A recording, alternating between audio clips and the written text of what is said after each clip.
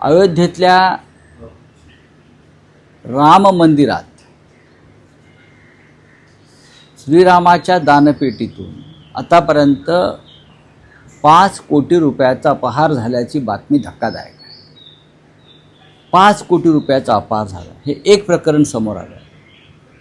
प्रत्यक्ष अयोध्येच्या मंदिरामध्ये रामाच्या दानपेटीतून, त्याला चढावा म्हणतात, तिथे दान म्हणतात, त्या दानपेटीलाच हात घालण्याचं धाडस कोणता हिंदुत्ववादी करू शकेल?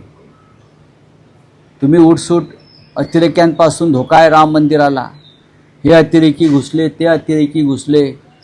मग हे अतिरेकी कोण आहेत? जे CCTV कॅमेरा दिसत आहेत आणि नंतर जेव्हा हे लक्षात आलं तेव्हा ते CCTV फुटेज गायब करण्यात आले. राम मंदिराची, त्या ट्रस्टची संपूर्ण व्यवस्था ही भारतीय जनता पक्ष आणि राष्ट्रीय स्वयंसेवक संघाच्या परिवाराकडे आहे. मग हे घरातले चोर आहेत का, दरोडेखोर आहेत का?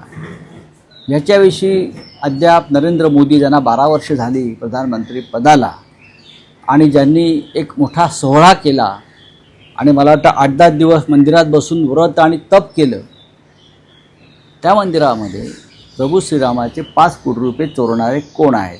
हे 100% भारतीय जनता पक्षाचेच लोक आहेत. हे कळल्यापासून आम्ही अस्वस्थ आहोत. शिवसेना पक्षप्रमुख उद्धव ठाकरे अस्वस्थ आहेत.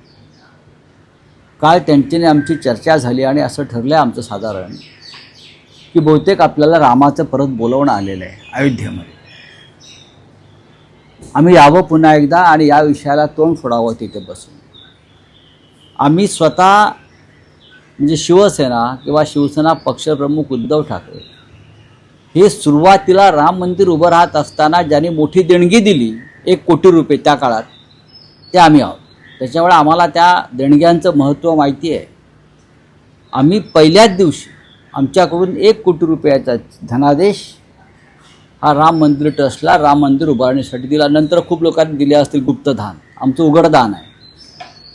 या दानपेटीचे चोर कोण, त्यात कोणाचा हात आहे, हे पैसे कोण पळवतं आहे वारंवार, CCTV फुटेज का गायब करण्यात आलं आहे, याची चौकशी का होत नाही? नरेंद्र मोदी ज्यांनी या मंदिराच्या प्रतिष्ठापनेमध्ये फार मोठं राजकारण करून भाजपला मतं मागितली, त्या विषयावर का गप्पा आहेत? या ट्रस्टचे अध्यक्ष नृपेंद्र मिश्रा हे का गप्पा आहे?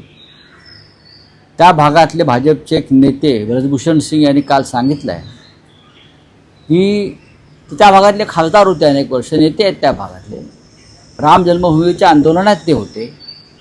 ते म्हणतात की माझ्याकडे पूर्ण माहिती आहे, पण ही इतकी मोठी माणसं आहेत की माझ्या जीवाला धोका निर्माण होईल मी काय बोललो तर. म्हणजे असं काय आहे की राम मंदिर लुटण्याच्या या प्रक्रियेमध्ये कोट्यावधीचे नक्की कोण सहभागी आहे, ज्याची ब्रजभूषण शरण सिंग यांच्यासारख्या बाहुबलीलाही भीती वाटते? अत्यंत गंभीर विषय आहे आणि आम्ही लवकरच आमची जी जाण्याची योजना आहे ती जाहीर करू.